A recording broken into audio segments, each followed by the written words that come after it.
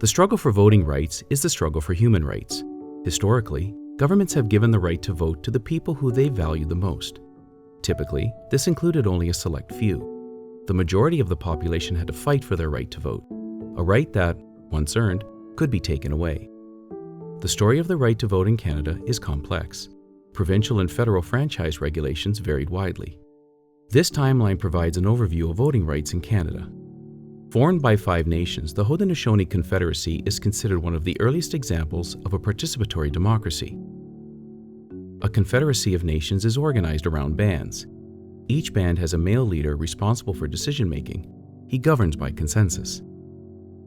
Made up of male representatives from across Mi'kmaq territory, the council is governed by a grand chief and rules by consensus. The role of chieftain is often handed down from father to son. Civil and war-related affairs are determined by respective village councils. Decisions are reached by consensus. All men over 30 are council members, but women have little to no say in council affairs.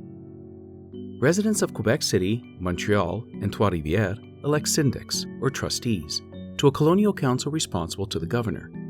They act as a liaison between residents and the council, but have no power to affect policy, as the colonies are ruled by a monarchy.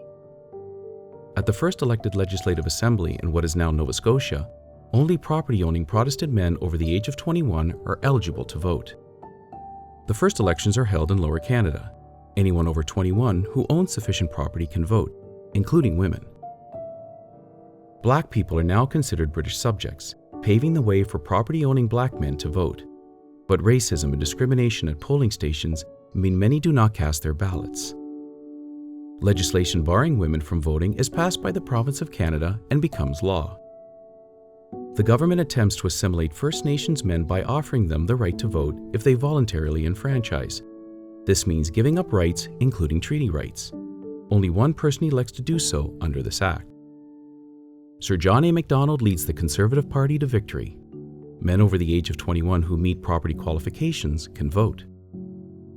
The British Columbia Legislative Assembly passes a law banning Chinese Canadians from voting. Previously, Chinese Canadian men could vote in provincial elections. The Federal Indian Act reinforces that status Indians must voluntarily give up status and treaty rights to vote federally. Status Indian women are barred from voting in band council elections.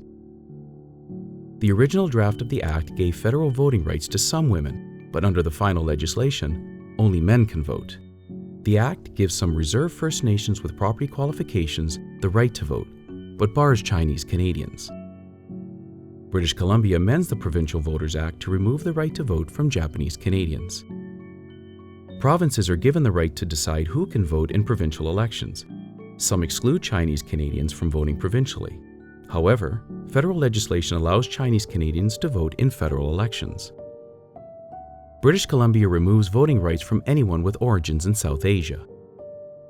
Starting in Manitoba, most women gradually win the right to vote and hold political office on a provincial level.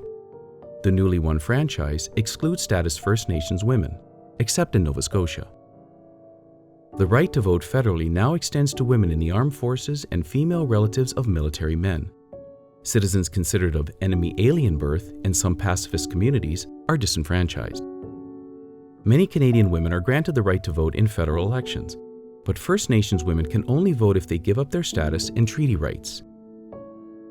Replacing the Wartime Elections Act, this legislation restores voting rights to many who lost the vote during the First World War. Anyone disenfranchised provincially because of their race is also barred from voting in federal elections. Male status Indian veterans of the First World War gain the right to vote in federal elections without losing their status and treaty rights.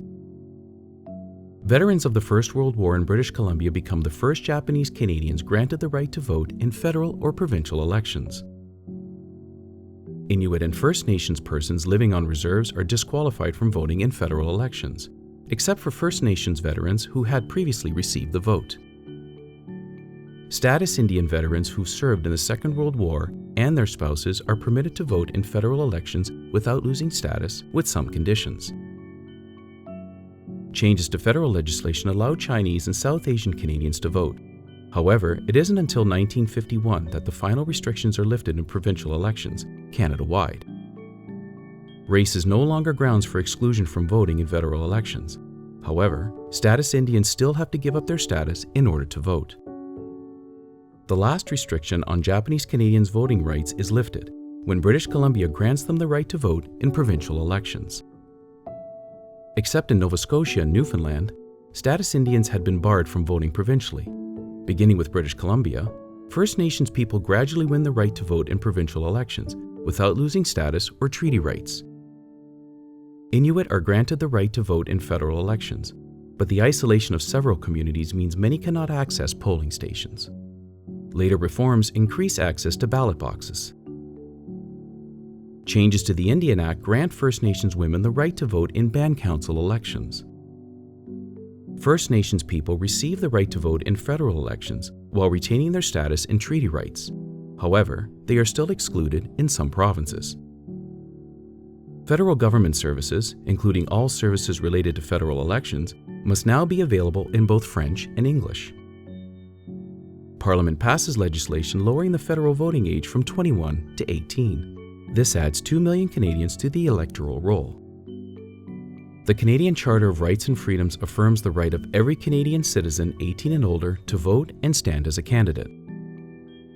People with intellectual disabilities are granted the right to vote after a successful charter challenge.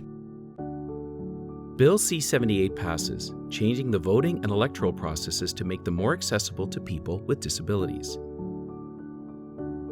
In Sauvé v. Canada, the Supreme Court of Canada holds that, under the Charter of Rights and Freedoms, all prisoners have the right to vote. The right to vote in Canada has not been straightforward. Voting rights were granted and taken away from groups throughout history. Race, ethnicity, and gender were often a factor. We must never take the right to vote for granted.